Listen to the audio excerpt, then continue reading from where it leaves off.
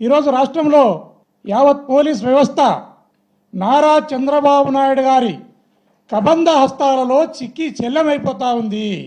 ఆయన ఉక్కు పిడికిల్లో పోలీస్ వ్యవస్థ బందీ అయిపోయింది.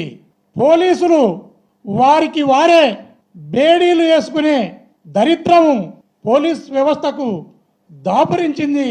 అందులో భాగంగానే యావత్ భారతదేశంలో ఎక్కడ లేని విధంగా ఒక సీనియర్ ఐపీఎస్ ఆఫీసర్ని జైలుకు పంపి నెక్స్ట్ మళ్ళీ ప్రభుత్వం మారితే అది ఒక సాంప్రదాయానికి తెరదీసిన రోజును మనం గుర్తు చేసుకోవాల్సిన పరిస్థితిని కూడా మనం ఈరోజు తలుసుకోవాలి.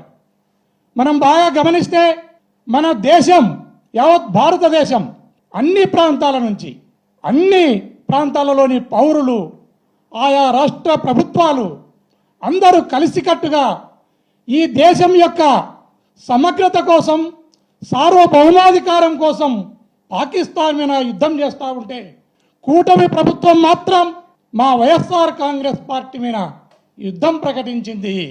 అడవి పంది వచ్చి చేనును మేసిపోతే పొలాన్ని మేసిపోతే ఊర పంది చెవులు కోసినట్లు ఈ ప్రభుత్వం వ్యవహరిస్తూ ఉంది.